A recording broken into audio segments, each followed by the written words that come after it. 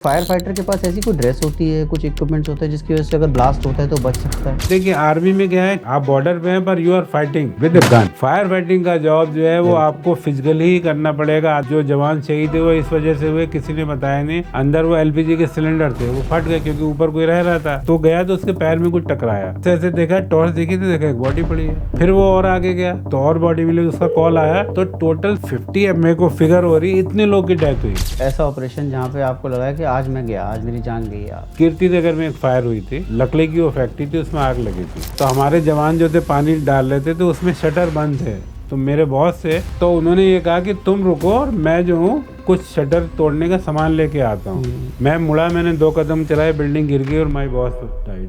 इसीलिए मैं कहता हूँ हमारे लिए every day is a new जंग। एक फायर फाइटर के लिए वो जज्बा कहाँ से आता है अंदर से कि आप आग में कूद जाते हो किसी को बचाने के लिए? हमारे लिए तो आग लगना, धुआं लगना कॉमन है। एक बहुत फोटो भी वायरल होते, एक बच्ची को बचाया गया तो वो जो मेरा फायरमैन था उसे दौड़ के ही अस्पताल ले गया था। यही एक ऐसी फोर्स है, सब बाहर भाग रहे होते हैं, हम अंदर जा रहे होते हैं। एक बहुत बड़ी मैसिव फायर लगती है, इस सिचुएशन में गाड़ियाँ अंदर जाने की जगह नहीं है, सर डेंस इलाके हैं, कैसे वहाँ बचाते हो लोगों को? ये बहुत बड़ा प्रॉब्लम है।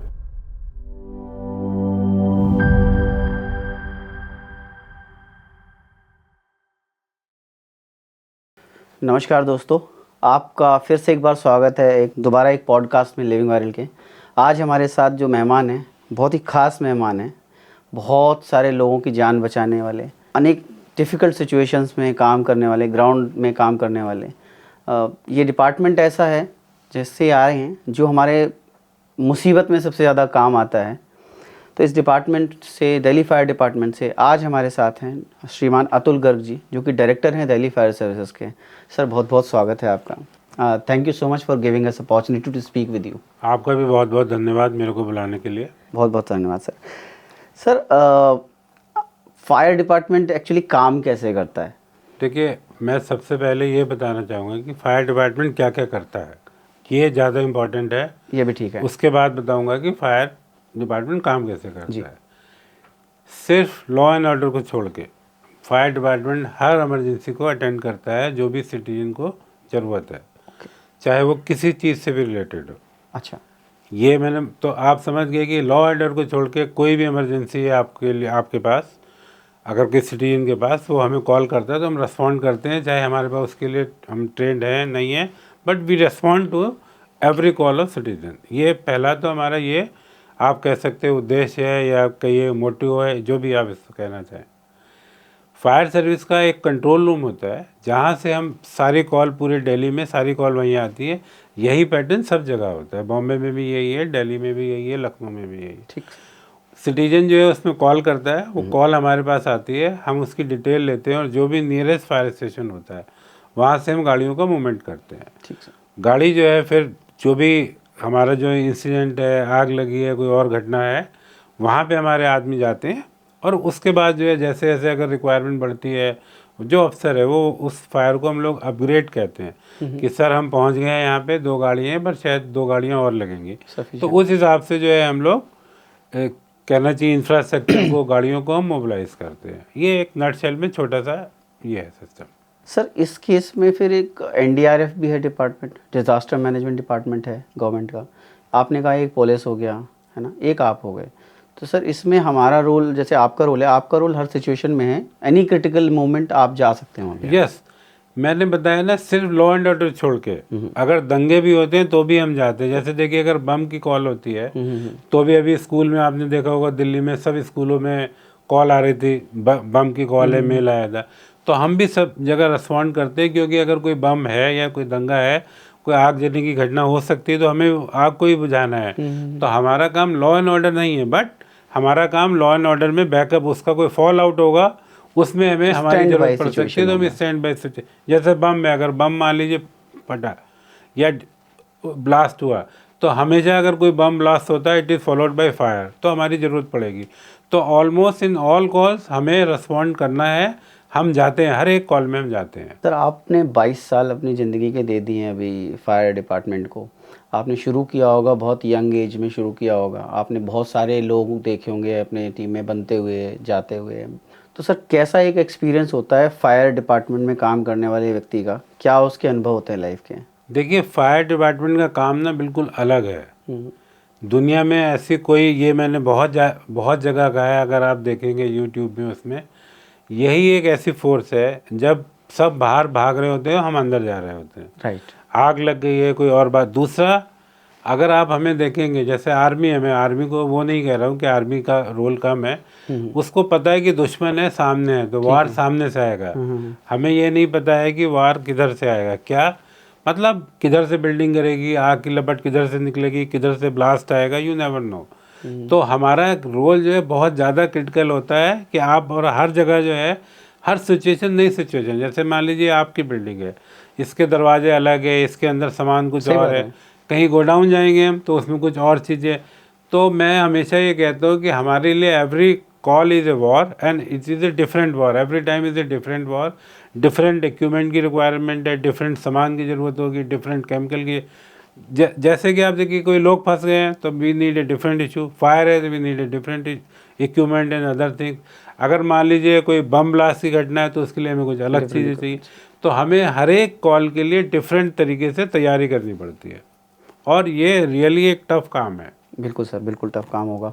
सर ऑन ग्राउंड में आप पहुंचते हैं तो बहुत सारी चीज़ें होती हैं ना, कि ऑन ग्राउंड आप पहुंचे तो आपको क्या करना है उस समय, आपको नहीं पता आप कौन से इक्विपमेंट्स यूज़ करने वाले हैं एज यू सेड, तो उस समय कैसे डिसाइड करते हैं या सब लेके चलते हैं एक साथ? देखिए हमारे पास क्या होता है, जो नॉर्मल है, 2 फायर टेंडर जाते हैं, उसमें बेसिक रिक्वायरमेंट होती है। जैसे कॉल मिली कि आग लग गई है, या कॉल हमें मिली कि बिल्डिंग गिर गई है, तो बिल्डिंग गिर गई है तो हम डिफरेंट टाइप की गाड़ी को डिस्पैच करते हैं। मान लीजिए आग लगी है तो हमारे स्टैंडर्ड प्रोटोकॉल है, उसमें 2 गाड़ियां हमारी जाती हैं, उसमें बेसिक सामान होता है। उसके बाद जो मेरा ऑफिसर है वहाँ, वो उसका जायज़ा रहता है, फिर वो उसको बताता है कि इसमें ये चाहिए, हमें पानी ज़्यादा चाहिए, हमें फोम केमिकल चाहिए, हमें बड़ी वाली गाड़ी चाहिए, लोग ऊपर फंसे हुए हैं। वो अफसर जो है वो जाके उस सिचुएशन का जायज़ा लेता है और उस हिसाब से वो इक्विपमेंट का, गाड़ियों का डिमांड करता है, और वो हम फिर नियर बाई फायर जो स्टेशन होते हैं उनसे भेजते हैं। Very nice. अच्छा सर, एक सिचुएशन हम सोचते हैं कि हम भी इंसान हैं, आप भी इंसान हैं, ठीक है ना। एक फायर फाइटर अगर हमसे कोई कह दे कि आप कूद जाइए आग में किसी को बचाने के लिए, तो हमको ना जाना तो दूर की बात, हम सोचते नहीं हैं, हम दूर हटते हैं, आग से दूर भागते हैं। एक फायर फाइटर के लिए वो जज्बा कहाँ से आता है अंदर से कि आप आग में कूद जाते हो किसी को बचाने के लिए? देखिए मैं 2 चीज़ें बताऊंगा इसमें, मैं अपना भी एग्जाम्पल बताऊंगा और मैं अपने बहुत सारे फायरमैन का ही बताऊंगा। ठीक है। इसमें ज़्यादातर जो लोग हैं ना, बाई चॉइस हैं, ऐसे नहीं कि कहीं नहीं मिल रहा था आगे। जैसे मैंने बैंक में की, मैं कस्टम में सेलेक्ट हुआ, ठीक है, कई जगह जॉब मिली, पर मेरे को ये था कि जैसे नॉर्मल उस मेरे टाइम में ये होता है सबको कि क्या बनना है, इंजीनियर बन जाओ, डॉक्टर बन जाओ, उस टाइम में वही था, आज से अगर 25 साल 30 साल पहले मेरा ये था कि कुछ डिफरेंट। इंजीनियर तो पूरी फैमिली में बहुत सारे थे, डॉक्टर भी मेरे पूरी फैमिली में सब डॉक्टर हैं एक्सेप्ट में, तो कुछ डिफरेंट करना था। इसलिए उस टाइम में कोई इस सर्विस में आता भी नहीं था, पढ़े लिखे लोग उस टाइम में बहुत कम लोग आते थे, इनफैक्ट अभी तो बहुत लोग आने लगे हैं। तो ये था कि कुछ डिफरेंट करेंगे। तो ऐसे मेरे पास बहुत सारे फायरमैन्स हैं, बहुत सारे बीच के हैं जो दिल्ली पुलिस से छोड़ के आए हुए हैं, जो और सब ऑर्गेनाइजेशन छोड़ के आए हुए हैं। कुछ ऐसे भी हैं जिनको जॉब कहीं और ट्राई किया नहीं मिला, पर बहुत सारे लोग ऐसे भी हैं कि जो कहीं काम कर रहे थे पर फायर सर्विस में जॉब मिला तो वो छोड़ के आ गए। तो आप इसको कह सकते हैं उन्हीं का ये मोटिवेशन है कि जो मैं यही कहता हूँ कि 30-40 हज़ार रुपये आप देते हैं और जब सब लोग बाहर भाग रहे होते हैं तब हम अंदर जा रहे होते हैं। तो यही उनका मोटिवेशन है, या उनका है कि हमें कुछ करना है।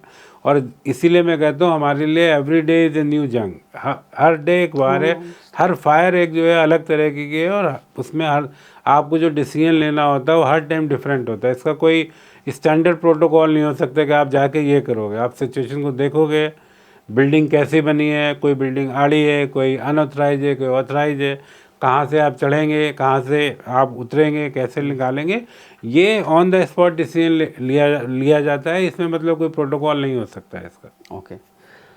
अतुल जी, एक आप बॉम्ब का अभी जिक्र कर रहे थे, तो एक बॉम्ब हो गया या कहीं आग हो गई, कुछ ऐसा घटना हो गई, इसकी फॉल्स अलार्म भी बहुत सारे आते होंगे, फॉल्स कॉल्स आते होंगे, उसको कैसे डील करता है डिपार्टमेंट? देखिए बॉम्ब की कॉल नॉर्मली जो हमारे पास कम आती है, कॉल पुलिस के पास आती है और पुलिस हमें रेफ़र करती है, तब हम जाते हैं। तो नॉर्मली कॉल आती है पर अटेंड, क्योंकि पुलिस अटेंड कर रही है तो हम भी अटेंड करते हैं, क्योंकि आप किसी भी बॉम्ब की कॉल को ये नहीं मान सकते कि ये झूठी है या मतलब असली है, unless you go search it. इसीलिए आप देखिए जब भी एयरलाइन में बम की कॉल आती है, कहीं आती है, तो पूरी 2-2 घंटे फ्लाइट डिले हो जाती है, because you have to follow एक प्रोटोकॉल है, उसका पूरा सर्च ऑपरेशन होगा, सब देखेंगे। जो दूसरी फायर कॉल आती है, मैं इसको नहीं कह रहा, पर अभी हम लोगों ने ये किया है कि हम पूरा एड्रेस लेते हैं और उस आदमी का मोबाइल नंबर लेते हैं, देन हम गाड़ी तो निकाल देते हैं, पर वी कॉल बैक देम कि कहाँ पे है, लोकेशन बताओ, तो थोड़ा एक्सपीरियंस से आइडिया हो जाता है कि ये कॉल है या ये फॉल्स कॉल है। अगर मान लीजिए वो आदमी फ़ोन नहीं उठा रहा है, तो हम 2 नंबर से और ट्राई करते हैं, जैसे 3-4 लोग बच्चे होते हैं कि ये है कि नहीं है। बहुत सारी कॉल में हम जाते भी हैं, क्योंकि कुछ कॉल हम उसको कहते हैं गुड इंटेंशन कॉल, कि कोई आदमी था, उसने धुआं देखा, उसने फायर ब्रिगेड को कॉल कर दिया, पर पता चला वो धुआं शायद किसी ने आग जला रखी थी, उस वजह से वो उसने ये सोचा कि शायद ये आग लगी है, तो हम उसको अटेंड भी करते हैं, उसमें ऐसा नहीं, हम जाते भी और उसको गुड इंटेंशन कॉल करके कहते हैं, क्योंकि हम किसी कॉल को छोड़ नहीं सकते अनलेस वी आर 100% श्योर कि it is a false call. अच्छा सर, चांदनी चौक हो गया या हमारी दिल्ली में, दिल्ली छोड़िए और भी हम देश के किसी भाग में चले जाएं, हमारा देश जो है ना बहुत डेंस पॉपुलेशन वाला है ना, तार गुजर रहे हैं बिल्कुल घर से चिपक के, तो बहुत सारी ऐसी सिचुएशंस बनती हैं जहाँ पे ना ओवरलोड के कारण आग लगनी है, शॉर्ट सर्किट से आग लगनी है। ऐसी सिचुएशन को हम कैसे अवॉइड कर सकते हैं, क्योंकि हमारे यहाँ तो ये डेंसिटी कम होनी नहीं है अभी। देखिए, ये आपकी बात बिल्कुल सच है। अगर आप दिल्ली के डेटा देखेंगे, 70% जो पॉपुलेशन है वो इसी टाइप की लोकेलिटी में रहती है, जिसको हम अनऑथराइज कहते हैं, अनप्लान्ड कहते हैं, पुरानी कहते हैं, विलेज आबादी, लाल डोरा। 30% जो पॉपुलेशन है वो केवल एक प्लान उसमें रहती है, और जितनी जो फायर होती है वो इन्हीं एरिया में ज़्यादा होती है, अगर आप देखें प्लान एरिया में कम है। और ये आपने बहुत अच्छी बात पूछी है, बहुत डिफ़िकल्ट टास्क है हमारे लिए इन एरिया में लोगों को बचाना, आग बुझाना, क्योंकि एक तो आपको स्ट्रक्चर नहीं पता, बिल्डिंग पुरानी है, कब गिर जाएगी, कब कहाँ से क्या निकलेगा। दूसरा सबसे बड़ा जो इस एरिया में प्रॉब्लम आता है वो ये आता है कि नीचे घर है, ऊपर गोडाउन बना हुआ है, उसके ऊपर कोई कारखाना चल रहा है, तो आपको ये भी नहीं पता होता आप किस टाइप की फायर होगी और आप उसको मतलब आपको क्या इक्विपमेंट चाहिए, कैसे डील करना। जानले साहब जाएंगे, कई बार हमारे कई जवान शहीद हुए इस वजह से हुए, किसी ने बताया नहीं, अंदर वो एलपीजी के सिलेंडर थे, वो फट गए क्योंकि ऊपर कोई रह रहा था, नीचे गोडाउन था, कॉल मिलेगी हमें गोडाउन में फायर है, पर ये नहीं बताया गया कि ऊपर कोई फैमिली भी रहती है, उसके बाद सिलेंडर भी है। तो ये वाकई एक कॉम्प्लेक्स सिचुएशन है, और ये दिल्ली की नहीं, ये जितने भी हमारे जो मेट्रो सिटी बड़े, बॉम्बे में हम अपने काउंटर पार्ट से बात करते हैं, कलकत्ता, हैदराबाद, सभी जगह जो ओल्ड सिटीज़ हैं, गांव हैं, ये वाकई एक बहुत बड़ी जो समस्या है, फायर ब्रिगेड के लिए भी समस्या, औरों के लिए भी समस्या। और इसका मुझे लगता है अनलेस अर्बन प्लानिंग ठीक से की नहीं जाएगी तब तक इसका कोई सोल्यूशन एज सच अभी सामने नहीं है। सर, यहाँ से 2 सवाल निकल रहे हैं मेरे। एक सवाल जो आता है सभी के कॉमन दिमाग में कि एक फायर फाइटर है, बिल्डिंग में घुस गया अभी वो, ठीक है, उसको नहीं पता कि अंदर क्या रखा हुआ है, सेना सुरक्षा में लगी हुई है सीमा पे, उसको पता है बुलेट आनी है, आपने गार्ड पहन रखा है, आपको गोली लगेगी, आप बच जाओगे, लेकिन वो फायर फाइटर के पास ऐसी कोई ड्रेस होती है, कुछ इक्विपमेंट्स होते हैं जिसकी वजह से अगर ब्लास्ट होता है तो बच सकता है। देखिए, अभी ऐसी कोई ड्रेस नहीं बनी है कि जो आपको ब्लास्ट से बचा सके अगर कोई ऐसा ब्लास्ट हुआ, क्योंकि ब्लास्ट से क्या होता है, ब्लास्ट के संग और चीज़ें शार्पन हो जाती हैं, मतलब वो थ्रो करती हैं, it is like a bullet. हमारे जो फायरमैन हैं उनको हम एक सूट देते हैं जो सभी फायरमैन के पास है, मेरे पास भी है, वो आपको आग से तो बचा सकता है। मतलब उसमें क्या है कि अगर आप टेम्परेचर है तो आप 2-3 मिनट उस टेम्परेचर को विदस्टैंड कर सकते हो, फ्लेम आएगी तो आप बच सकते हो उससे। बट ऐसा कोई इक्विपमेंट अभी कहीं भी नहीं है कि ब्लास्ट से आपको बचा सके, वो एक डेंजर है। दूसरा क्या होता है, इवन यू हैव ए, मान लीजिए अगर कल को एक न्यू डेवलपमेंट आता है तो बन भी जाता है, पर अगर बिल्डिंग गिर गई तो आप क्या करोगे? तो कैसे करोगे? हाँ, क्योंकि आप तो दब जाओगे, और आप क्योंकि इतना रबल हो जाएगा, आपको निकालने में घंटों लग जाएंगे, तो आप वैसे ही आपका ब्लड लॉस हो जाएगा या कुछ और हो जाएगा, तो मतलब आपका सर्वाइवल रेट बहुत कम हो जाता है। तो लाइफ थ्रेट बहुत ज़्यादा है। और मैं ये भी आपको बताना चाहूँगा, जैसे हम लोग तो घरों में या कोई और होता है, कोई उंगली कट जाती है, कोहनी में चोट लग जाती है, तो वो आ जाता है कि वो पुलिस वाले थे। हमारे यहाँ ये सब चोट को हम रिपोर्ट भी नहीं करते हैं, हम ये तो पार्ट ऑफ योर सर्विस है। किसी का हाथ कट गया, किसी के 2 टाँके लग गए, 3 टाँके लग गए, it has never be reported, never be recorded कि ये नॉर्मल है। मतलब we are use to it कि आग बुझाने गए, जैसे शीशा तोड़ा, आपने शीशा तो हाथ मार के कई बार तोड़ना पड़ता है सो दैट स्मोक निकल आए, तो उसमें हाथ में लग जाता है, कई बार आप कुल्हाड़ी से भी तोड़ते हैं, उसके स्प्रिंटर लगते हैं, तो छोटी मोटी चोटें बहुत लगती हैं फायर ब्रिगेड में, जो कोई ना फायरमैन कोई क्रिप करता है इस बारे में, ना कोई रिपोर्ट होता है इसका, कि ठीक है, it is a part of life. Sir इसी में दूसरा जो सवाल था कि आप चांदनी चौक जैसे इलाके हो गए, या हम संगम विहार कहते हैं, बदरपुर हो गया, बहुत डेंस इलाके हैं, एक बहुत बड़ी मैसिव फायर लगती है, ऐसी सिचुएशन में गाड़ियाँ अंदर जाने की जगह नहीं है, कैसे वहाँ बचाते हो लोगों को? ये बहुत बड़ा प्रॉब्लम है। इस केस में क्या करते हैं, इसीलिए डिले होता है, और इसीलिए जो आप देखें अगर इन एरिया में जो आग लगती है वो बड़ी हो जाती है। उसका रीज़न ये है कि गाड़ी अंदर जा नहीं सकती, तो हम गाड़ी पार करते हैं मेन रोड पे, और फिर होजेज होते हैं जिनसे पानी को डाला जाता है, उनको कई कई बार किसी केस में तो आप समझ लीजिए हमें आधा आधा किलोमीटर बिछाना पड़ता है, मतलब 10 हौज 15 हौज, तो उसी में टाइम लगता है, और दैट्स वाई द फायर जो है धीरे धीरे बढ़ती रहती है। हर एक फायर जो होती है शुरू में वो छोटी होती है, कोई भी बहुत रेयर चांस होता है कि एकदम मैसिव फायर हो, unless there is a blast something like that, कोई बॉयलर फट गया, कोई टैंकर फट गया, या कोई बॉम्ब फट, तो बड़ी, अदरवाइज हर फायर छोटी फायर होती है शुरू में। It is not a big fire, spark से हुआ, कहीं से हुआ, बट क्योंकि उसको बुझाने के संसाधन पहुंचने में टाइम लग जाता है, वो धीरे धीरे, क्योंकि वो तो बढ़ रही है, every seconds it is increasing. तो जो आपने ये बात सवाल पूछी कि 10-10 हौज लगाने पड़ते हैं, 15-15 हौज लगाने पड़ते हैं। दूसरा, इसमें एक और भी बहुत बड़ा चैलेंज आता है कि वहाँ पे कोई पानी का सोर्स नहीं है। आप देख रहे हैं जब पीने के पानी की किल्लत है, तो आग के बुझाने के लिए पानी कहाँ से आएगा? तो जैसे ही गाड़ी खाली होगी आपको भरने भेजना है कहीं दूर, फिर तो टाइम लग गया रिफिल।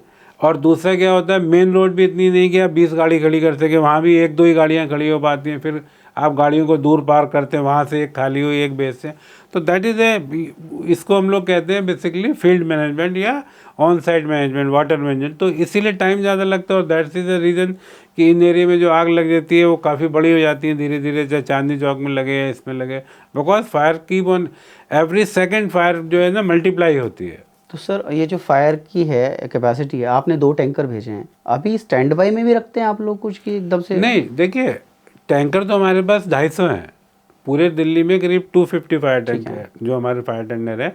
शुरू में 2 भेजे हैं, जैसे ही वो आदमी बोलता है वहाँ पहुँचा, वो बताता है कि सर आग बढ़ी है, तो we start sending more tankers. हमारा एक स्टैंडर्ड प्रोटोकॉल है, उसको कहता है कि इसको मेक 4 कर दीजिए।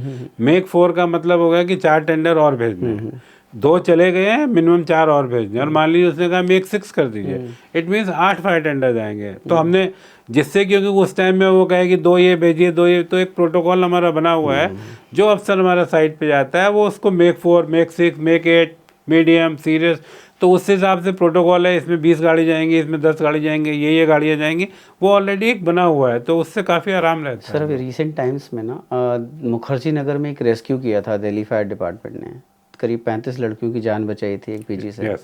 वो क्या इंसिडेंट था, कैसा अनुभव था?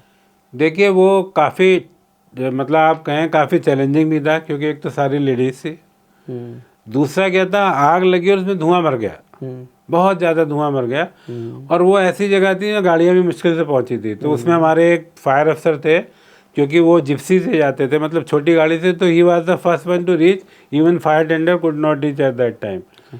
और इस काम के लिए उनको बाद में गैलेंटी अवार्ड भी मिला, बिकॉज बहुत, और उन्होंने जो खुद, और उनका ड्राइवर हो गया एक, जो गाड़ी चला के ले गया तो उसको लगाया, और 2 बच्चे और आ गए थे, तो उन 4 लोगों ने मेनली सारे बच्चों को, लेडीज़ को निकाला, कुछ निकल गई थी, पर जो ऊपर फंस गई थी उनको निकाला। और उसमें एक बहुत फ़ोटो भी वायरल होते, एक बच्ची को बचाया गया, तो वो छोटी सी बहुत बच्ची थी, उसको मेरा फायरमैन, मतलब वो लेडी के जैसे जो थी, उनके कोई गेस्ट आए हुए थे शायद, तो वो छोटी बच्ची को जैसे लेके आए थे, और उसको निकालने में हमें बहुत मेहनत करनी पड़ी थी। और उसके बाद उस टाइम में कोई एम्बुलेंस भी नहीं थी, तो वो जो मेरा फायरमैन था उसे दौड़ के ही अस्पताल ले गया था कि इतनी मेहनत से है कि अब इसको कुछ होना नहीं चाहिए।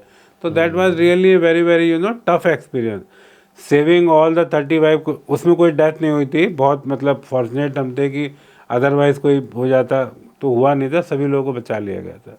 सर ऐसे किसी कैजुअलिटी के केस में इंडिया में एम्बुलेंस सिस्टम कितना कारगर है?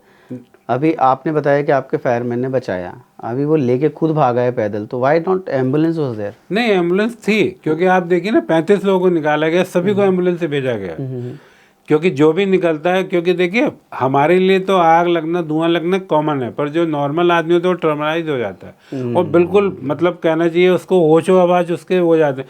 तो जो भी आए उनको तुरंत जैसे आया उसको एम्बुलेंस लेके हॉस्पिटल ले भेजा।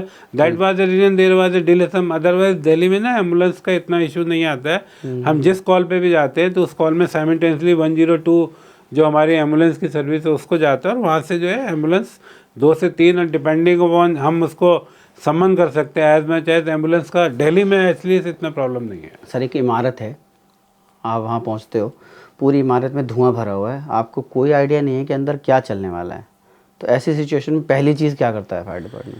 देखिए हम किसी भी ऐसी जगह में जब कॉल मिलती है, ऑल्दो इसमें थोड़ी मुश्किलें आती हैं, अगर हमें कॉल में इंफॉर्मेशन ठीक मिल जाती है कि मान लीजिए किसी ने कहा बिल्डिंग में धुआं भरा हुआ और आदमी फंसे हुए हैं, हम क्या करते हैं ऑलवेज जहाँ भी लाइफ इन्वॉल्व हो जाती है वहाँ हम गाड़ियाँ ज़्यादा भेजते हैं शुरू में, और हम 2 टीम बनाते हैं। एक टीम का काम है locate the seat of fire. Seat of fire मतलब जहाँ आग ज़्यादा लगी है उसको आप आग बुझाएं, और दूसरी टीम विल स्टार्ट रेस्क्यू।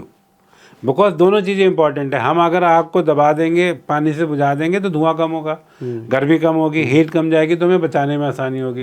तो इट इज़ ऑलवेज देयर कि हम जहाँ पे ये आती है खबर कि आदमी फंसे हुए, 2 टीमें बनाई जाती है तुरंत। एक टीम का काम होता है रेस्क्यू करना, दूसरी टीम का काम होता है आग को बुझाना। और अगर कोई इन्फॉर्मेशन मिल जाती है, क्योंकि क्या होता है कि जब आग लगती है किसी बिल्डिंग में तो 2-4 लोग अपने आप भी निकल आते हैं, वो गाइड कर देते हैं कि सर 4थे फ्लोर पे है, 3rd फ्लोर पे है, तो फिर साइड की बिल्डिंग से जाना है, स्टेयरकेस लगानी है, ब्रांटो ऊंची वाली सीढ़ी ले जानी है, उस हिसाब से उसको फिर मैनेज किया जाता है।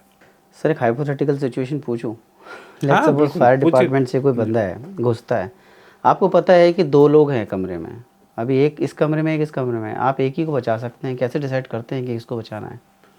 देखिए ऐसे तो कोई सिचुएशन अभी तक आई नहीं, क्योंकि हम एक बंदा मतलब जब रेस्क्यू करने जाता है तो वो हमेशा पेयर में जाता है, क्योंकि हमें अपने जो आदमी जाते हैं ना उसकी भी सुरक्षा है कि उसको कुछ बात हो जाए, बेहोश हो जाए तो दूसरा आदमी उसको, it is always in pair. मतलब जब भी रेस्क्यू का ऑपरेशन होगा सिंगल बंदा नहीं जाता है, 2 बंदे जाते हैं, तो इसलिए हमेशा 2 आदमी तो हमेशा होंगे। पर अगर आप ये इसको कहें कि किसको बचाना है, बिल्कुल हाइपोथेटिकल है, तो जो बूढ़ा होगा उसको पहले बचाया जाएगा, क्योंकि चांस ऑफ जवान के survival he can withstand little bit more time then the older one. उसको रेस्पिरेटरी प्रॉब्लम होगी, वो वॉक नहीं कर पाएगा, तो will take them first them out. ये एक आप उसको कह सकते हैं, बुजुर्ग को पहले हाँ, कि बुजुर्ग को पहले बचाया जाएगा। ठीक सर। सर आपने जिक्र किया अभी दिल्ली फायर डिपार्टमेंट में जैसे मेल और फीमेल का रेशियो कितना है? हमारे यहाँ फीमेल जो है सिर्फ ट्रेनिंग में है, और एक कंट्रोल रूम जो वायरलेस सेक्शन हमारा तो उसमें है हमारे पास, क्योंकि जो हमारा जवान है वो 24 आवर्स ड्यूटी करता है और 24 आवर्स छुट्टी रहती है। मतलब हमारे यहाँ 8 घंटे की ड्यूटी नहीं है, he has to work for 24 hours. इसीलिए हम लोगों ने अभी फीमेल को नहीं किया, क्योंकि फॉर फीमेल है वर्किंग फॉर 24 आवर्स फिर उनका फैमिली का ये इशू हो जाएगा, तो हमारे यहाँ भी फीमेल नहीं है। फीमेल जो हमारे यहाँ wireless section, training section, office में है। कोर फायर फाइटिंग में अभी फीमेल्स नहीं है। ओके, ऑन ग्राउंड में नहीं है? हाँ, ऑन ग्राउंड फायर फाइटिंग के लिए नहीं है, बाकी जो कहते हैं ना साइट सर्विस होती है उसमें है। ठीक सर। सर आपकी 22 साल की सर्विस हो गई है, बेस्ट ऑफ योर नॉलेज अभी तक का सबसे बड़ा दिल्ली का ऐसा कौन सा इंसिडेंट है जो आपको याद है? ये न्यू ईयर की बात है, 31 दिसंबर, ईयर मेरे से मिस हो रहा है। कीर्ति नगर में एक फायर हुई थी, लकड़ी की वो फैक्ट्री थी, उसमें आग लगी थी। हम लोग जो थे, मैं मेरा बॉस सब बुझा रहे थे, काफ़ी देर से वो आग लगी थी, काफ़ी, क्योंकि लकड़ी जलती बहुत है और वो सूखी लकड़ी है, जलती आ रही थी, काफ़ी हीट थी। तो हमारे जवान जो थे पानी डाल रहे थे, तो उसमें शटर बंद थे। तो मेरे बॉस से उन्होंने कहा कि अतुल ये ना शटर जब तक टूटेगा नहीं तब तक आग बुझेगी नहीं, क्योंकि पानी आग के ऊपर गिर ही नहीं रहा है। तो उन्होंने ये कहा कि तुम रुको और मैं जो हूँ कुछ शटर तोड़ने का सामान लेके आता हूँ। वो घूमे, पर पता नहीं उनके मन में क्या आया, बोले मैं रुकता हूँ और तुम जाओ, मैं यहीं रुकता हूँ। मैं मुड़ा, मैंने 2 कदम चलाए, बिल्डिंग गिर गई और my boss died in that fire और आई सर्वाइव। अगर ये मतलब ये कहते हैं कि उनकी आनी थी, मेरी बच गई, क्योंकि पहले ये हुआ था मैं खड़ा रहूँगा वो जाएंगे, but last second I do not know क्या रीज़न था, उनका नहीं, मैं रुकता हूँ तुम जाओ। पूरी बिल्डिंग कोलैप्स हो गई और उन्हीं के ऊपर गिर गई, वो भी मर गए, काफ़ी लोग उसमें और भी मरे थे। एंड पूरी चारों तरफ जो था ना, आप कहते हैं कि पूरा धुआं हो गया, क्योंकि बिल्डिंग गिरने से बहुत दूर। एंड फॉर ए सेकेंड मेरे को ये समझ नहीं आया कि मैं क्या करूं, मतलब दिमाग ऐसा हो गया कि you are helpless, something like that, you are not aware what to do now, क्या नेक्स्ट एक्शन ले। It took 30 seconds to me to regain it and then start कि बचाओ, जितनी जल्दी लोगों को बचाया जा सकता है। तो वो मेरे लिए एक दूसरा जीवन दान था, आप कह सकते हैं। ऐसे बहुत सारे और इंसिडेंट हैं जिसमें लोगों की जानें बचाई गई काफ़ी। जैसे अभी बेबी केयर वाला एक इंसिडेंट हुआ था, जो बच्चे मर गए थे, that was a very traumatic. Jhansi में हुआ सर वो? नहीं, जो दिल्ली में हुआ था, बिहार में हुआ था, उसमें काफ़ी बच्चे मरे थे, तो वो भी एक बहुत ट्रॉमेटिक था। वी डिड आवर बेस्ट फिर, बट हम बचा नहीं पाए उनको। ऐसे बहुत सारे इंसिडेंट होते हैं। सर कभी ऐसा हुआ कि एक ऐसा ऑपरेशन जहाँ पे आपको लगा है कि आज मैं गया, आज मेरी जान गई, या मतलब ये तो चलिए प्रत्यक्ष नहीं था, लेकिन किसी ऑपरेशन में आपको सामने से आता हो कि आज मैं बच नहीं पाऊंगा यहाँ पे? ये तो बहुत इंसिडेंट में होता है। अब मैं थोड़ा सा, क्योंकि डायरेक्टर हो गया हूँ, फायर पे कम जाना पड़ता है, पर हमारे यहाँ तो कई बार ये प्रत्यक्ष नहीं होता है। कई बार ऐसा हुआ, हम गए, नीचे गिर गए, हमें अंधेरा है, पता नहीं आपको कि आगे क्या है, आपने पैर रखा, टीन था, नीचे चले गए। ऐसे तो थाउजेंड ऑफ इंसिडेंट है फॉर एवरी फायरमैन और every officer, not for me, for everybody, क्योंकि ये कई होते हैं, गिरते हैं। हमारे यहाँ एक शुक्ला है, बहुत ब्रेव फायर फाइटर है, वो 3 बार मरते मरते मर चुका है, उसकी कई बार हड्डियाँ टूट चुकी है पूरी की पूरी, 3-3 महीने हॉस्पिटल रहा, फिर आया। ऐसे थाउजेंड्स ऑफ वो है। मेरे को अभी याद है, STC बिल्डिंग में आग लगी थी, मैंने नई नई सर्विस ज्वाइन की थी, तो लोगों ने बताया ऊपर फंसे हैं, तो मैं 2 लोग, मैं और मेरे संग एक, हम लिफ्ट से ऊपर जा रहे थे, और बाहर निकला तो इतना धुआं था, आई कोलैप्स। तो मेरा जो फायरमैन था, उसने ही push me back in lift and took the lift down and then गए, फिर हवा लगी आगे। तो ऐसे तो होता ही है। मतलब ये हमारा फायर पे जाना, ये अभी अगर आपने वो पिक्चर देखी होगी जो अग्नि की बात कर रहे थे, उसमें पहले जब उन्होंने लेडीज से इंटरव्यू लिया था कि बोले आप क्या सोचते हैं कि ये लोग फायर पे जा रहे हैं, फैमिली से भी इंटरव्यू, तो उन्होंने कहा हम यही कहते हैं जितने जा रहे हैं उतने ही वापस आ जाएं, तो हमारी जो है मतलब वो हो जाएगी, विक्ट्री है। हाँ। सर बाहर की कंट्रीज़ हो गई, US हो गया या UK हो गया, इन कंट्रीज़ में ना फायर फाइटर्स जो हैं इनको मेन स्ट्रीम हीरो माना जाता है, इनको अच्छा खासा एक सम्मान मिलता है। इंडिया में ये चीज़ इतनी रिकॉग्निशन में नहीं मिलती है। आई थिंक मूवी भी यही कहती है जो भी बनी है। मुझे ये लगता है शायद ये हमारी ट्रेनिंग की कमी या अवेयरनेस की कमी है। लोगों को लगता है, एक तो सबसे पहली बात है कि आग लगती कहाँ है, क्योंकि जब तक आप उसको एक्सपोज नहीं होते हैं तब तक पता नहीं चलता है कि आग लगती है। एक तो पहला रीज़न है। दूसरा रीजन ये है कि हमारे यहाँ मुझे लगता है अवेयरनेस की कमी है, और धीरे धीरे ये आएगी। अभी जैसे और कंट्री में भी शायद जब उन्होंने ये काम शुरू किया होगा तो 100-200 साल लगे होंगे इसमें पहुँचने में, हम भी धीरे धीरे पहुँचेंगे इस पर, ऐसा बिल्कुल है। और ये जो पिक्चर का है, जब उनके जो डायरेक्टर थे, मैं इसको इसलिए कह रहा हूँ, मैंने उनसे कहा था जब वो मिलने आए थे, मैंने कहा ये मेरा ना ड्रीम कम ट्रू है, बिकॉज पिक्चर ही एक ऐसा माध्यम है जो सब लोग देखते हैं और धीरे धीरे लोगों को हमारे काम को पता चलेगा। अदरवाइज हम कहते हैं कि हमारे काम का अनसंग मतलब हीरो है हम लोग, कोई रिकॉग्नाइज, लोगों को पता ही नहीं चलता कि आपने क्या काम किया है, कैसे किया है, इसमें कितनी मशक्क़त थी, किसकी कितनी गई। ये धीरे धीरे ही आएगा, ऐसे ही आ पाएगा।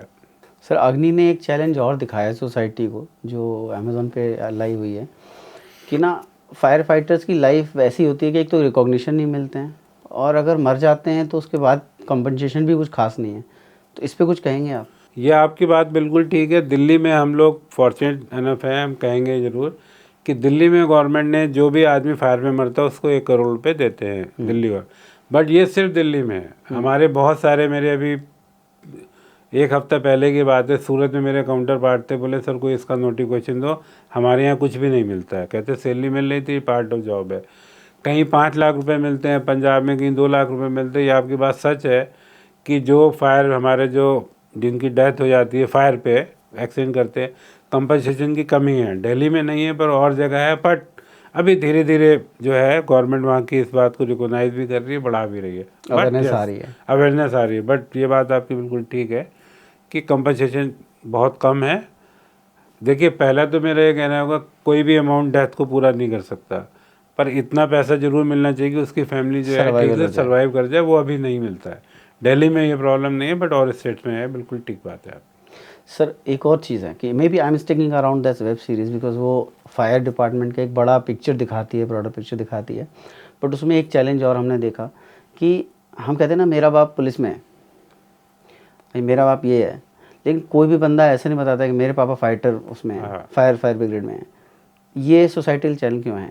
नहीं, ये सेम चीज़ है ना जो आपने पहला क्वेश्चन पूछा था कि फॉरेन में ज़्यादा है, वहाँ पे आप पूछिए, वो बताता है, बहुत प्राउडली बताता है कि मैं फायर फाइटर हूँ। वहाँ पे इतने लोग वॉलंटियर फायर फाइटर होते हैं, वो आते हैं अपना काम करने के बाद फायर डिपार्टमेंट में काम करते हैं विदाउट एनी मनी। वो इसको लेते हैं कि ये हम, मतलब प्राइड है उनके लिए कि हम, हाँ, कि हम फायर डिपार्टमेंट से काम करते हैं, क्योंकि वहाँ फायर डिपार्टमेंट की है। तो ये धीरे धीरे आएगा ना, मैं यही तो बात आपको कह रहा हूँ, इट विल कम स्लोली। एक और सर इसी से जुड़ा चीज़ है कि अभी हमारे यहाँ आप कह रहे हैं अवेयरनेस आ रही है धीरे धीरे, क्या अब ये चेंज हुआ है परसेप्शन कि लोग पहले था हमें आर्मी में जाना है, हमें नेवी में जाना है, मैं सेना में जाऊंगा, लेकिन फायर फाइटिंग की तरफ कितना रुझान अभी है? देखिए, मैं फिर कहूँ, अभी बहुत ज़्यादा रुझान नहीं, क्योंकि फायर फाइटिंग जो जॉब है, it is a tough job. हमारी फिजिकल स्ट्रेंथ आर्मी से, पुलिस से बहुत ज़्यादा होती है। ओके। क्यों? देखिए, आर्मी में क्या है, ठीक है आप बॉर्डर पे हैं, पर you are fighting with a gun. Here we are fighting with my body. मेरे को आदमी को उठा के लाना है, ये रोबोट काम नहीं कर सकता है। करेक्ट। मेरे को किसी को लेके, अगर मेरे को सीढ़ी चढ़ के ऊपर धुएं में जाना है, तो robot will won't work, man has to go. तो मेरे आदमी का जो काम है ना, वो बहुत टफ है, एम्यूनेशन से भी नहीं हो सकता। हाँ, इसके लिए कोई और तरीका नहीं। लोग कहते हैं कि रोबोट ले आइए, technology can support me, technology can help me, but technology can not do the job.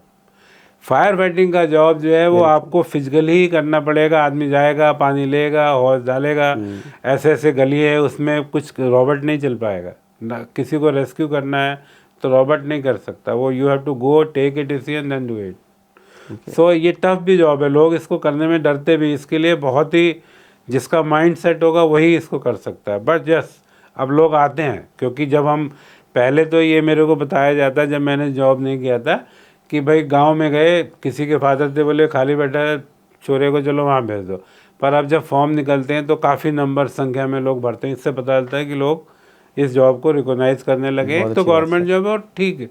और दिल्ली में तो काफ़ी अच्छी सैलरी वगैरह, सारे स्टेटों से we have highest salary in Delhi. Very nice. अच्छा सर, एक सवाल था आपसे कि भारत में इकलौता जो गवर्नमेंट कॉलेज है फायर सेफ्टी से रिलेटेड जो ट्रेन करता है, वो नागपुर में है, इसके अलावा एक भी नहीं है। तो पूरे भारत में ट्रेन करने के लिए एक कॉलेज का होना, इज़न्ट इट आयरनी? ये ना पहले एक कॉलेज था, अभी कुछ स्टेट गवर्नमेंट ने अपने अपने कॉलेज खोले लोअर स्टाफ को पढ़ाने के लिए, यस। पर इसके अलावा बहुत सारी प्राइवेट यूनिवर्सिटी ने इंजीनियरिंग के कोर्स चालू किए। अभी ये डेवलपमेंट सिर्फ 5 से 8 साल के पहले का है। ओके। नाउ मतलब जैसे केरल में यूनिवर्सिटी ने खोला, आईआईटी गांधीनगर ने अभी खोला है, फायर सेफ्टी डिवीज़न खोला है पूरा। आईआईटी गांधी ने एमटेक करानी शुरू की है, पहली आईआईटी है जो फायर में कराती है। अभी हम लोगों ने कोलैबोरेशन करके आईपी यूनिवर्सिटी में फायर सेफ्टी एक डिवीज़न खुलाया है, जिसको हम अब शुरू करने वाले, वहाँ पे ट्रेनिंग देंगे, कोर्स चलाएंगे। तो that's why I am saying कि डेवलपमेंट हो रहा है, धीरे धीरे हो रहा है। पर ये बात आपकी सही है, जब हम लोगों ने कोर्स किया तो that was the only college Nagpur में था, और आज भी वो one of the best college है। जो क्योंकि गवर्नमेंट पैसे लगाती है, गवर्नमेंट ही फंड कर सकती है। जैसे आईआईटी को फंड करती है, तो हमें गवर्नमेंट ने उसको भी फंड किया हुआ है। तो पहले एक ही कॉलेज था, पर अब धीरे धीरे कुछ स्टेट जो हैं अपने अपने छोटे छोटे ट्रेनिंग सेंटर खोल रहे हैं, क्योंकि वो एक कॉलेज जो है ना, इतने लोगों की नीड को कैटर भी नहीं कर सकता है। इतना बड़ा स्टेट है, हज़ारों आदमी ट्रेन, तो ट्रेन कैसे होंगे? जो लोअर स्टाफ है, जैसे दिल्ली में भी जो फायर ऑपरेटर वगैरह, उनको हम खुद ट्रेन करते हैं। हमारे पास अपनी अकेडमी है, हम उसमें ट्रेन करते हैं। तो ये डेवलपमेंट हो रहा है। सर इन दैट केस, अगर कोई वॉलेंटरीली ज्वाइन करना चाहता है, खुद से ज्वाइन करना चाहता है, आप कह रहे हैं अवेयरनेस बढ़ रही है लोगों के अंदर में, तो उसका प्रोसेस क्या है अगर किसी को ज्वाइन करना है फायर फाइटर? अभी दिल्ली में भी सभी जगह हो गया, क्योंकि ये गवर्नमेंट जॉब है। इसमें एक स्टाफ सिलेक्शन बोर्ड होता है, दिल्ली स्टाफ सिलेक्शन बोर्ड है। वो हर 2-3 साल में वैकेंसी निकलती हैं, उसका फॉर्म निकलता है, सभी पेपर में, न्यूज़पेपर में, सभी जगह आता है। उसको भर के, उसका प्रोसेस है। इसमें हमारे यहाँ ड्राइविंग का टेस्ट होता है, एक फिजिकल स्ट्रेंथ का टेस्ट होता है, और एक राइटिंग का टेस्ट होता है, छोटा सा क्वेश्चन आंसर। वो ज़्यादा बड़ा नहीं है। मेरे 2 जो पहले पैरामीटर हैं, you should be very good driver, because you know, आपको जब हम आग पे जाते हैं तो आपके पास टाइम लिमिटेड है, you have to move very fast and safely. तो ड्राइविंग टेस्ट बहुत इंपॉर्टेंट है, और एक फिजिकल स्ट्रेंथ आपकी। तो ये एग्ज़ाम होता है, हर 2-3 साल में वैकेंसी निकलती है, और इसको भर सकता है आदमी कोई भी। सर एक और बात पूछेंगे हम आपसे कि अर्बन, बाहर देखते हैं हम, यूएस कंट्रीज़ में बोल रहे हैं, या हम उनका एग्जांपल ले रहे हैं, ट्रैफिक इज़ डिफरेंट देयर, ठीक है ना। अभी एक आग लगती है, तो यहाँ इंडिया में एम्बुलेंस के लिए रास्ता देना, या एक व्हीकल के लिए रास्ता देना जो आग बुझाने जा रही है, वो बहुत मुश्किल हो जाता है, तो उसको कैसे मैनेज करता है? ये आपकी सही बात है। बाहर क्या है, अगर आप जो डेवलप्ड कंट्रीज हैं उनमें क्या है, एक डेडिकेटेड लेन है, लेन है, ठीक है। वो उसमें फायर वाले, पुलिस वाले, एम्बुलेंस, डिजास्टर यही जा सकते हैं। अनफॉर्चुनेटली हमारे यहाँ तो अभी रोड ही बननी शुरू हुई है, तो आप उसको अगर देखें तो इसीलिए क्या होता है, जो हमारे ऊपर हमेशा इल्ज़ाम लगता है हम लेट पहुँचे हैं, वो लेट का रीज़न ट्रैफिक है। हमारे यहाँ एक बिल्कुल स्टैंडर्ड प्रोटोकॉल है, अगर दिन है तो आप 1 से 1.5 मिनट में गाड़ी निकल जाएगी फायर स्टेशन में। रात में 2 से 3 मिनट है, 3.5 सर्दी है, 3.5 मिनट में, बाकी टाइम जो लगता है रोड पे लगता है। तो दिन में तो हमें कई बार जो है 10-10 मिनट, 12-12 मिनट लगते हैं बिकॉज ऑफ ट्रैफिक। और मैं इसमें ट्रैफिक को भी नहीं कहता, अगर मान लीजिए मैं सायरन बजा भी रहा हूँ तो वो जाए किधर, ना वो लेफ्ट जा सकता हो राइट, क्योंकि चारों तरफ तो गाड़ियाँ लगी है, तो वो ले कैसे जाएगा? मतलब हाँ, अगर कोई आदमी मेरे को रास्ता देना भी चाहता है तो वो उसकी कैसे देगा? उसके पास वो है जगह नहीं है कि वो इधर हो जाए, इससे इकोसिस्टम फेलियर है। हाँ, तो ये एक्चुअली प्रॉब्लम है, बिल्कुल ठीक बात है। अगर एक आग लगती है तो सबसे पहले क्या करना चाहिए आपको? लोग क्या करते हैं, आग लगती है तो फायर ब्रिगेड को इन्फॉर्म नहीं करते, पहले वो खुद ट्रायल एरर करते, बुझाने की कोशिश करते, उतने में वो बढ़ जाती है, वो लेट हो क्योंकि आग बुझाना एक डिफरेंट टेक्निकल काम है, हर आदमी नहीं बुझा सकता अगर आप ट्रेन नहीं है। और फिर जब बढ़ जाते हैं फिर आप हमें बताते हैं, हमें पहुंचने में 10 मिनट लगते हैं, तब तक आग विकराल रूप ले लेती है। तो सबसे पहले आपने ये करना है कि अगर आप कहीं आग में फंस गए, आप सबसे पहले खुद बाहर आएँ और फायर ब्रिगेड को इन्फॉर्म करें। बाकी काम सब आप आग बुझाने का काम, सब काम बाद में करें। अगर आप बुझाने में आती है, आपके पास कोई इक्विपमेंट है तो आप आग बुझाएं, नहीं तो अगर आपको नहीं आती है, आपके पास कोई साधन नहीं है, तो आपके लिए बेस्ट उपाय है आप फायर ब्रिगेड को कांटेक्ट करके उसको डायरेक्शन दें जिससे जल्दी जल्दी पहुंच सके और उसके लिए रास्ता खाली कराएं, सो दैट हम इमीडिएटली पहुंच के कर सके। क्योंकि बहुत जगह देखा गया कि जो लोग आग में फंसे, जो बाहर आ गए, वो चारों तो घेरा बना के वीडियो बनाना शुरू कर देते हैं। तो कई बार ऐसा हुआ कि हम हॉर्न बजा रहे हैं कि हमें जगह दे दो, उनका सारा ध्यान आग में केंद्रित है, उनको पता ही नहीं चलता पीछे से हॉर्न बजा रहा है। फिर मेरा आदमी उतरता है, उनको बताता है कि जी हम आ गए हैं, आप जगह दीजिए। तो उसमें बहुत टाइम वेस्ट होता है और every second is important as far as a fire incident. बाहर की कंट्री में सर एक चीज़ होती है कि बच्चों को शुरू से आर्मी में डालते हैं या किसी चीज़ में डालते हैं। हमारे यहाँ ऐसा नहीं होना चाहिए कि आप स्कूलिंग में ही सिखाइए बच्चों को कि कार्बन सिलेंडर का यूज़ कैसे करना है। जनरली हर प्लेस में होता है, मार्केट प्लेस में है, कहीं है तो वहाँ लगा होता है, बट यूज़ करना किसी को जनरली नहीं आता है। ये बहुत अच्छा सवाल है और ये वाकई है। मैंने ऐसे भी इंसिडेंट देखे हैं, आप सरप्राइज होंगे सुन के, जिसको फायर, वो कोई फायर बकेट कहता है, फायर एक्सटिंग्विशर कहता है, कोई फायर का डब्बा कहता है, लोगों ने लगा लिए और जब आग लगी उस डब्बे को फेंक दिया उसमें और वो ब्लास्ट हो गया, उससे डेथ हो गई। ओह, कि उनको चलाना नहीं आता तो उन्होंने खरीद लिया, लगा लिया कि फायर एक्सटिंग्विशर लगा हुआ है, उससे आग नहीं बुझेगी unless you know. That's why मैं पहले भी कह रहा था आपसे, इससे पहले वाले क्वेश्चन में, आप आग तब बुझाइए जब आपको आती है। अगर आपको फायर एक्सटिंग्विशर चलाना ही नहीं आता तो आप आग कैसे बुझाएंगे? और it will cause more damage to. ये आपकी बिल्कुल सही बात है और हम लोग इसका निरंतर प्रयास कर रहे हैं। अभी हमने 3-4 स्कूलों से भी टाइप किया हुआ है, एनजीओ से भी टाइप किया हुआ है। हमने अभी एक एनजीओ से टाइप किया हुआ है, मेनली जो झुग्गी झोपड़ी में सिर्फ वुमेन को देती है, उसको हम जब वो सीख जाता है हम उसको एक वो भी देते हैं कि I am a women fire fighter, उसको एक बैच भी देते हैं सो दैट वो अपनी कम्युनिटी में कोई आग लग जाए तो वो उसको वहाँ पे कुछ एटलीस्ट बेसिक काम कर सके। या आप, ये सिर्फ ट्रेनिंग से ही हो सकता है, अवेयरनेस से हो सकता है, जिसका निरंतर प्रयास जारी है। अभी हम अगर आपको बताएं, एक साल में कम से कम 250 से 300 स्कूल में डेमोन्स्ट्रेशन देते हैं, उनको बच्चों को सिखाते हैं कि आग में क्या करना है। छोटे छोटे बच्चे भी हमारे यहाँ काफ़ी विजिट आती है। तो दिल्ली में इसमें हम लोग काफ़ी प्रयास कर रहे हैं। अभी हम लोगों ने एक लैब भी बनाई है, वर्चुअल लैब, आप उसको लगा के तो आप फील कर सकते हैं आग में क्या होता है, क्या करना है। हमने एक द्वारका बनाई है, एक रोहनी बनाई, वहाँ भी बच्चे आते हैं तो उनको, बड़े भी आते हैं, उनको सिखाते हैं। आप समझ गए ना, वर्चुअल लैब होती है, जैसे आप ड्राइविंग टेस्ट देने जाते हैं, VR टेस्ट आप देख VR टेस्ट देते, same it is A VR lab, पर आप वो फायर किया, आपको उसको पता लगेगा आग लगेगी तो आपको एहसास होगा, लपट आ रही है, आप पीछे हटिए, कैसे फायर से चलाएंगे। तो ये प्रयास जारी है और ये धीरे धीरे ही होगा, अवेयरनेस धीरे धीरे बढ़ेगी, लोग सीखेंगे, बच्चे सीखेंगे। काफ़ी बच्चे आते हैं। हम लोगों ने अभी ये भी शुरू किया है, जो मैनेजमेंट के इंस्टीट्यूट है उनसे कहा है कि प्रोजेक्ट में भेजें हमारे बच्चों को, उनको प्रोजेक्ट दें। जैसे MBA करते हैं, डिप्लोमा करते हैं, उसमें प्रोजेक्ट करना होता है, तो प्रोजेक्ट जो है आप फायर पे दें, तो हमारे यहाँ आएंगे, हमारे संग ट्रेनिंग करेंगे, हम बताएंगे, तो उनको जागरूक भी होंगे, उनको पता भी चलेगा, ऐसे ही अवेयरनेस बढ़ेगी। सर हमारे ना मैंने अभी देखा रिसेंटली डेज में देखा है कि बहुत सारे ऑटो जो हैं या कमर्शियल व्हीकल हैं उनके अंदर ना छोटे छोटे एक लगे होते हैं, फायर एक्सटिंग्विशर लगे होते हैं। हाँ जी। इनका यूज़ करना क्या इनको ट्रेन किया जाता है जब इनको लाइसेंस दिया जाता है, कमर्शियल लाइसेंस दिया जाता है, या ये ऐसे ही लगा रखा है डिस्प्ले के लिए? नहीं, मेरी नॉलेज में नहीं है ये ऐसा कि इनको कोई ट्रेनिंग दी जाती है। तो फिर इनको यूज़ तो कर नहीं पाएंगे। फायर एक्सटिंग्विशर जैसे आप देखें बहुत सारे कारों में भी लगा है, पर उसको यूज़ करना बहुत आसान होता है क्योंकि उसमें ज़्यादा बड़ा सिस्टम नहीं है। आप एक पिन खींचेंगे और जैसे आप स्प्रे चलाते हैं वैसे चला सकते हैं। इट इज़ नॉट मतलब मस्त, इसमें कोई बहुत ज़्यादा टेक्निकल काम नहीं है। सिंपली जैसे आप स्प्रे की बोतल चलाते हैं ऐसे ही ये होता है, आप एक पिन खींचेंगे then you can start pushing it, तो गैस उससे निकलनी शुरू हो जाएगी। सर हमारे पास अभी इस समय ना इंडिया में 3 इमरजेंसी नंबर्स हैं, 100, 101, 102। फायर के लिए कौन सा है? डेडिकेटेड लाइन है कोई? हाँ, 101 है, ये फायर के लिए डेडिकेटेड है? डेडिकेटेड है। ओके। पर इसमें मैं आपके माध्यम से बताना भी चाहूँगा कि जो अगर आप पुलिस को भी करते हैं ना तो इमीडिएटली 100 पे भी करते हैं, क्योंकि मेरे पास 30% कॉल पुलिस के थ्रू आती है, क्योंकि लोग हड़बड़ी में शायद याद नहीं होता। पुलिस का नंबर ज़्यादा याद है क्योंकि लॉ ऑर्डर बड़ा प्रॉब्लम है। तो 100 पे करते हैं तो पुलिस, हमारे पास हॉटलाइन है पुलिस डिपार्टमेंट, तो इमीडिएटली हमारे पास कॉल ट्रांसफर हो जाती है एंड हम जो है कॉल को अटेंड कर लेते हैं। It doesn't take much time. तो ये है। बट इन दैट केस अगर 102 पे कर दिया तो फिर वो तो एम्बुलेंस के लिए चला गया। नहीं, अभी क्या हो गया है 112, 101, 100 और जो ये सब हो गया। अगर कॉल पे भी लैंड होगी तो it will come to us also, they will divert it. ये ऑलरेडी हो चुका है। तो अभी हम लोगों ने 101 को भी डिसकंटिन्यू नहीं किया है क्योंकि 112 एक नेशनल, जैसे यूएस में ऐसे हमारी गवर्नमेंट ने है कि 112 should be a single number two for all emergency.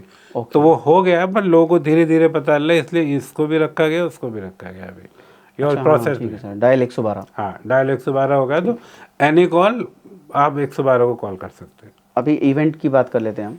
Let's suppose 26 जनवरी आ रही है, तो इसके लिए अपनी फायर सेफ्टी की कुछ स्पेशल तैयारियां होती हैं, क्या तैयारियां हैं?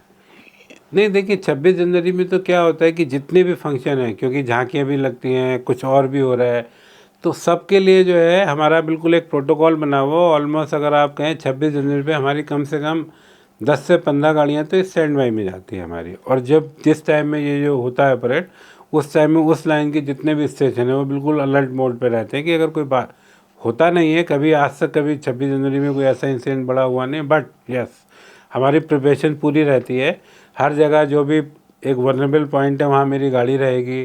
जैसे कहीं कैंप लगे हुए हैं बच्चों के एनसीसी के, वहाँ गाड़ी रहेगी, हमारे आदमी स्टैंड बाई में रहेंगे, और जो स्टेशन है उनको भी अलर्ट करके रखते हैं। सर एक सेइंग है, कहावत है, जंगल की आग आजकल बड़ी चल रही है। यूएस में पूरा जंगल खाक हो गया, हॉलीवुड का साइन खाक हो गया, सब खाक हो गया।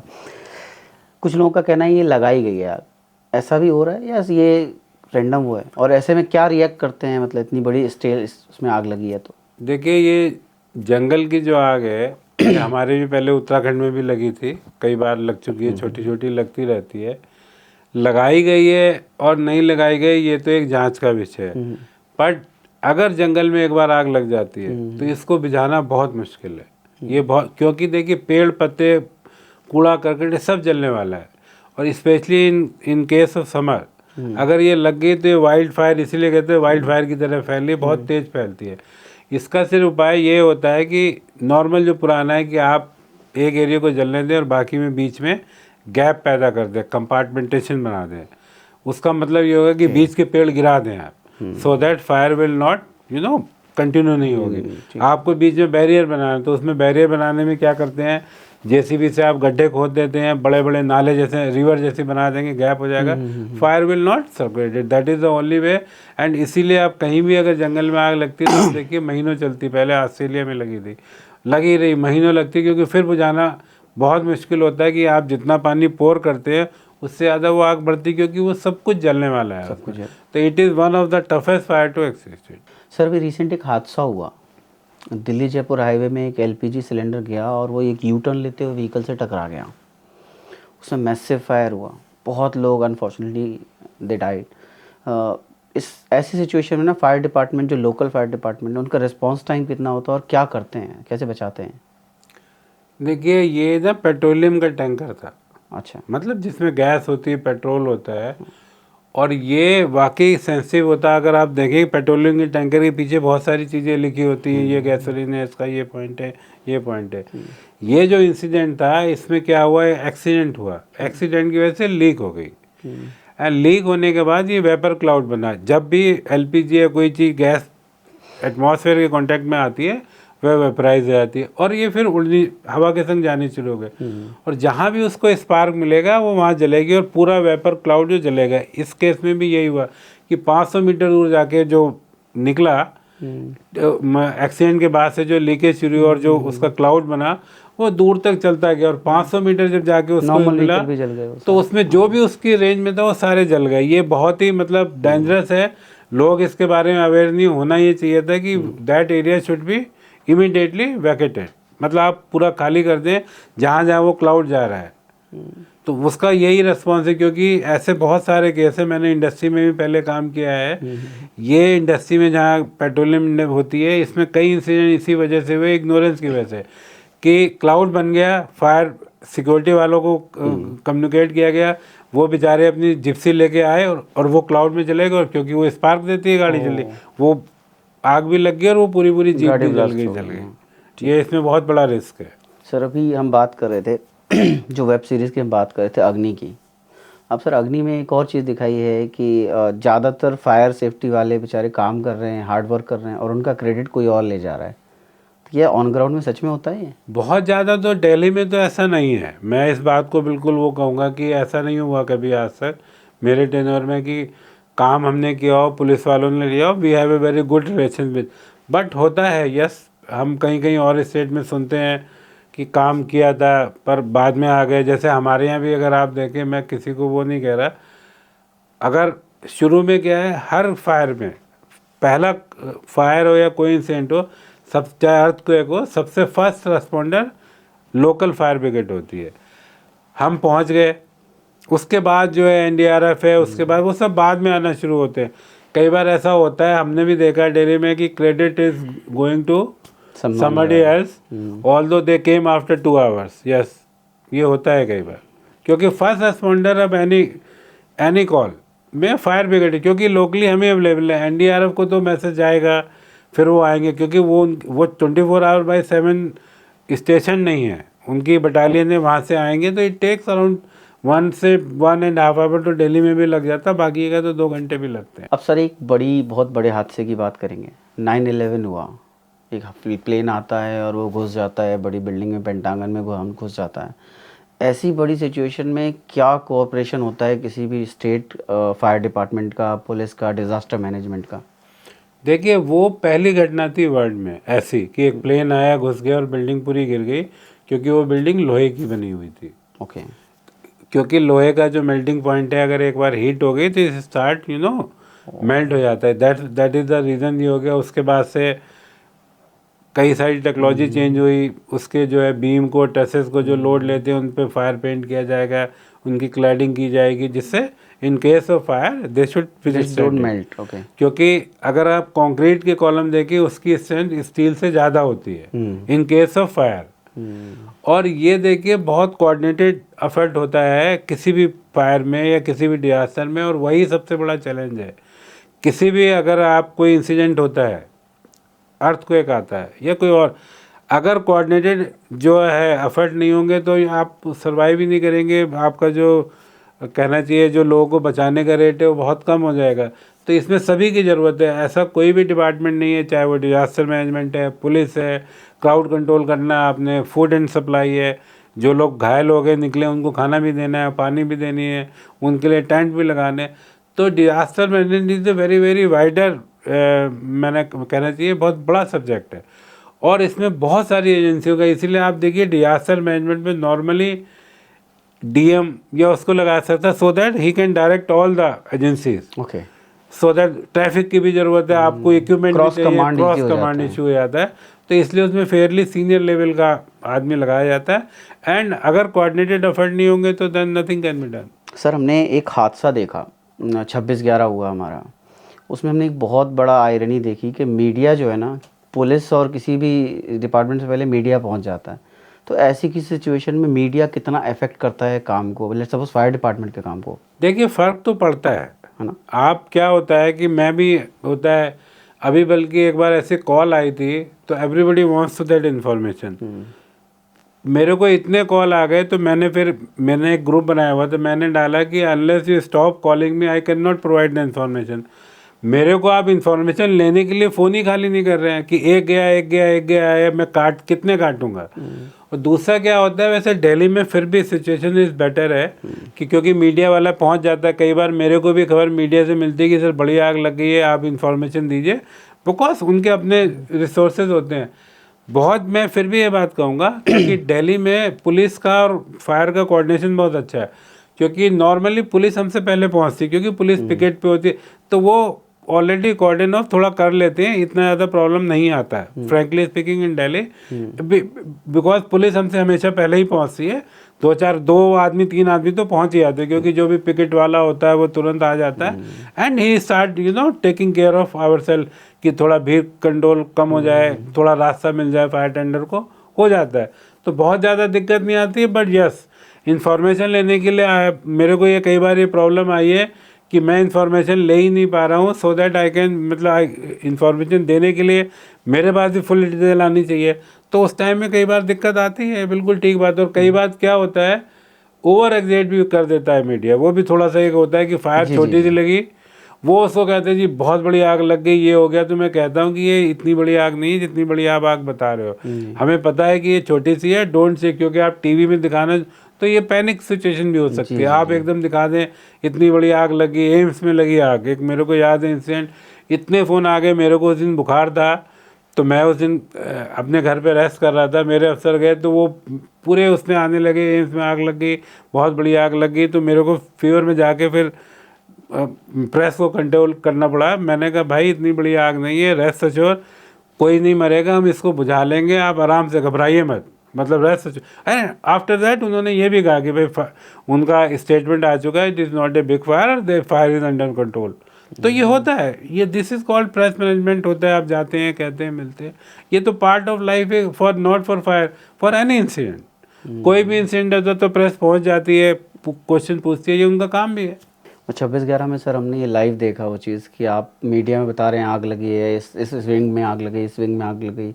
तो उसकी पैनिक की वजह से काफ़ी लोग उस माले से कूद रहे थे। It's not because of the gun fire, it's because of the कि आग लगी है आपके अंदर और वो आग इस तरफ बढ़ रही है। हाँ। तो लोग वहाँ से ऊपर से कूद रहे हैं, तो ये मिसमैनेजमेंट हुआ ना। हाँ, ये तो मैं यही कह रहा हूँ, यहाँ भी कई बार ऐसा होता है कि विदाउट क्योंकि इन्फॉर्मेशन नहीं है। दूसरा मान लीजिए कि कोई बैठा हुआ है, फायर उस एरिया में नहीं पहुंची, पर उसको ये पता लगा उस बिल्डिंग में फायर हो गई है, चाहे भले, तो पैनिक हो जाता है। इसीलिए कई बार लोग कूद जाते हैं। जैसे कि मैं एक एग्जांपल बताऊंगा, मुखर्जी नगर में एक बार एक कोचिंग सेंटर में वो हुआ था, उसमें फायर जो थी ग्राउंड फ्लोर पे एक मीटर रोड में आग थी। वहाँ पे जो लोग थे उन्होंने एक डीसीबी का फायर एक्सटिंग्विशर होता है उसको चला दिया, आसपास के सारे चला दिए। तो उस वजह से वो, क्योंकि वो वाइट पाउडर होता है, उस वजह से वो धुआं लगने लगा और बच्चे पैनिक में कूदने लगे, जो आपने देखे वीडियो लटक रहे। Otherwise there was no fire. हमें फायर को बुझाने में 1 सेकंड नहीं लगा, छोटी सी वायर थी, गए पानी मारा, बुझ गई। बट क्योंकि उन्होंने इतने फायर एक्सटिंग्विशर चला दिए उसको बुझाने के लिए, उसका पाउडर का धुआं हो गया।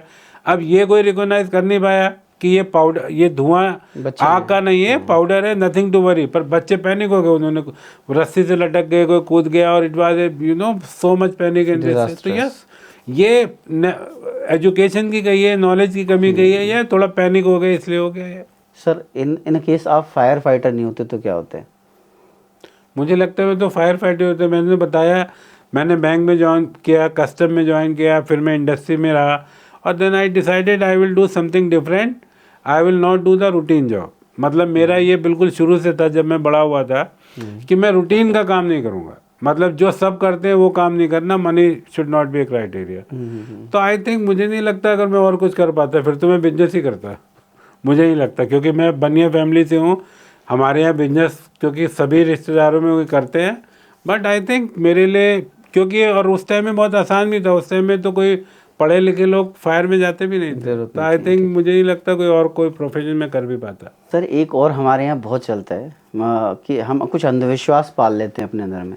धोनी ने एक वो प्रण लिया था, या अंधविश्वास नहीं कहेंगे, प्रण कहेंगे, कि मैं अपने सर के बाल मुड़वाऊंगा जब आप वर्ल्ड कप जीत जाएंगे।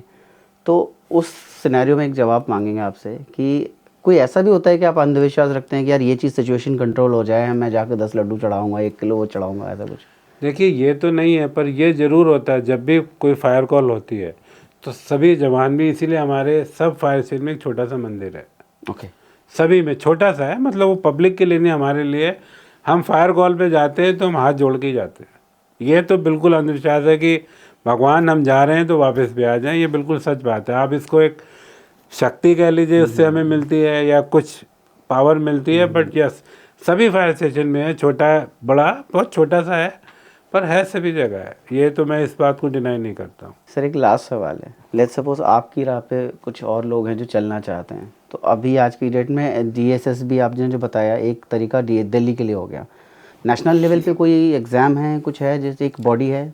नहीं, देखिए इसमें सबसे पहले क्या है, पहले क्या होता था, ट्रेंड आदमी लेते थे, और कॉलेज आपसे जैसे पहले बात तो एक ही था, तो रिक्रूटमेंट हो नहीं पा रहा था।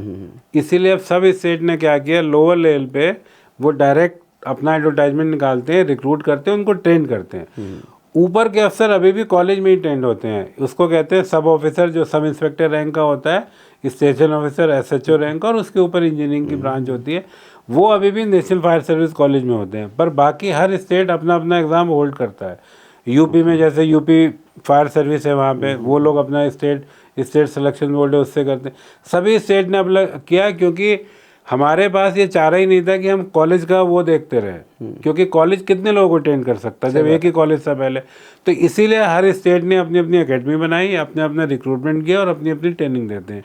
तो सभी स्टेट के अलग अलग निकलते हैं, हर एक उसमें निकलती रहती है वैकेंसी, और आप उसको अप्लाई कर सकते हैं। सर आपने 22 साल दिए सर्विस में, बहुत सारे मोमेंट्स ऐसे आए होंगे, जो आपने भी एक इंसिडेंट शेयर किया कि आपके बॉस आपके सामने डिमाइस हो गया उनका, आपने बहुत सारे जली बॉडीज़ देखी होंगी, बहुत सारे लोगों को सामने जलते मरते हुए देखा होगा।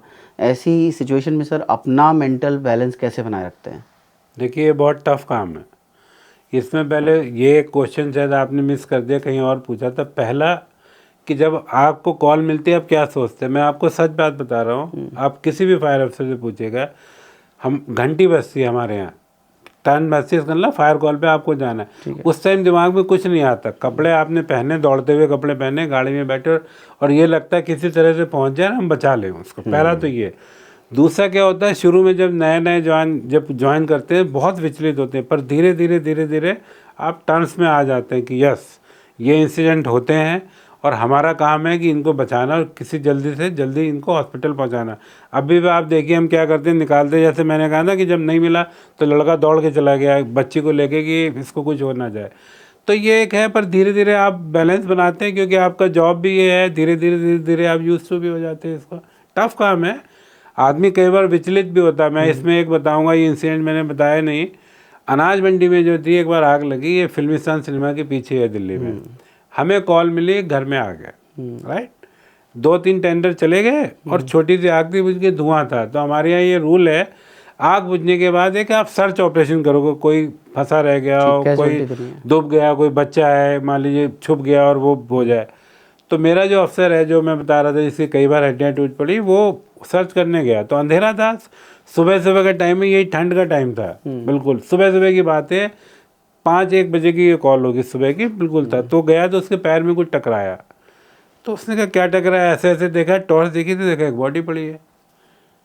तो वो थोड़ा विचलित हुआ, फिर वो और आगे गया तो और बॉडी मिली। उसका कॉल आया कि सर और भेजिए, यहाँ पे तो बहुत बॉडियाँ हैं। तो टोटल 79 लोग निकले, शायद 50, अब मेरे को फिगर हो रही, इतने लोग की डेथ हुई।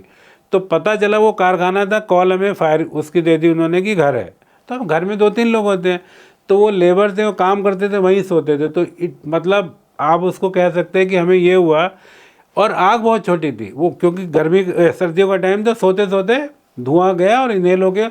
वो मोशनलेस, उन पर कोई जलने का निशान नहीं था, बट सांस बंद हो गई थी because of inhalation of smoke. और हम निकाल रहे हैं, मैं खुद वहाँ कॉल पे था, ले रहे हैं। अच्छा आपने कहा एम्बुलेंस 4-5 थी, घर की तो कॉल थी। तो हम ले जा रहे हैं, कंधों पे ले जा रहे हैं, ऑटो में डाल के ले जा रहे हैं, मैं हाथों में उठा के ले गया, मेरी गाड़ी में ले जाओ भाई, जितने बच जाएं। तो ऐसी पैनिक सिचुएशन होती है, और बहुत आपका कहना चाहिए, कई बार आपका दिल, मतलब उसको आप बयान नहीं किया सकता, ऐसा हो जाता है।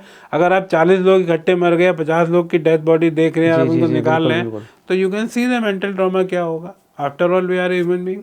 सर एक कॉमन हम सबके लिए सवाल, मेरे लिए सवाल, ठीक है, हम जलते हैं सर, लेट्स सपोज किसी भी चीज़ से जलते हैं, सबसे पहले कुछ लोग कहते हैं ना पानी में डाल दो, कुछ कहते हैं कि क्रीम लगा लो, कुछ कहते हैं, करना क्या चाहिए पहले? देखिए इसका बेस्ट है कि आप पानी में डालिए, अच्छा, या आइस लगाइए, ठीक या आप जो आटा अगर फ्रिज में रखा लगाइए उसको, क्योंकि जब आप जले तो हीट ट्रांसफर आपकी बॉडी में हो गई। ठीक है, मोमेंट आप जितनी उस पर कोल्ड चीज़ लगाएंगे वो हीट वापस होगी, आपकी परेशानी कम होगी, जलेगा कम, उसका इफेक्ट कम होगा। ठीक है, क्रीम व्रीम नहीं लगानी चाहिए, यू हैव, बिकॉज जलने से क्या हुआ, हीट ही तो गई, फायर में हीट थी, वो हीट आपकी बॉडी में गई, आपकी ये जल गई और हीट अंदर ट्रांसफ़र हो गई। आपको उस हीट को एक्सेप्ट करना है, तो जितना आप पानी में डालेंगे, जितना ठंडे पानी, छाले वाले पड़ेंगे but that can be taken care of later on, वो इतना बड़ा नहीं है। बट अगर ये रहेगी तो आपको बहुत ज़्यादा बेचैनी होगी और नर्व जलती आएंगी और डेड ज़्यादा हो जाएगा।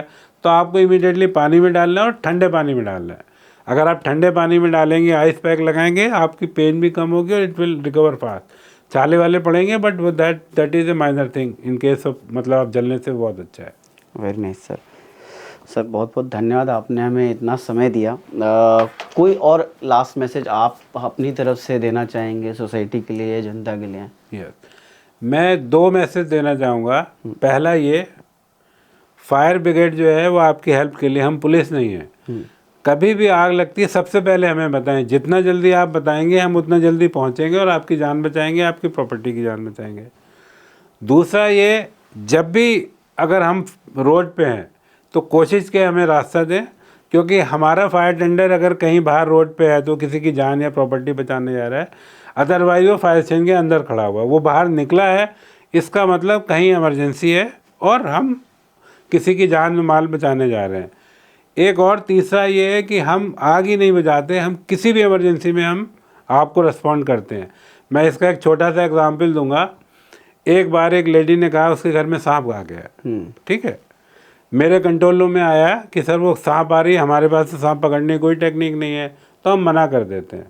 तो मैंने कहा कि बात सुनो, वो लेडी अकेली है, उसने डिस्ट्रेस में कॉल किया है, तुम 4 आदमी डंडे लेके जाओगे तो भी उसको कुछ सुकून आएगा, कोई आ गए तो उस, नहीं तो वो पैनिक हो जाएगी, वो किसको बुलाएगी, हस्बैंड उसका है नहीं, कोई है नहीं आसपास, कोई है नहीं, तो यू शुड गो। एंड तब से हम हर कॉल को अटेंड करते हैं, कोई भी कॉल हो, किसी का बच्चा फंस गया, किसी का दरवाज़ा, बच्चा जैसे ऑटोमेटिक डोर होता है, बच्चा अंदर रह गया और दरवाज़ा बंद हो गया, अब दरवाजे की चाबी तो थी नहीं क्योंकि वो आपने इंटरलॉक वाला था, उसको भी जाते हैं, किसी का कुत्ता फंस गया हम उसको भी बचाने जाते हैं।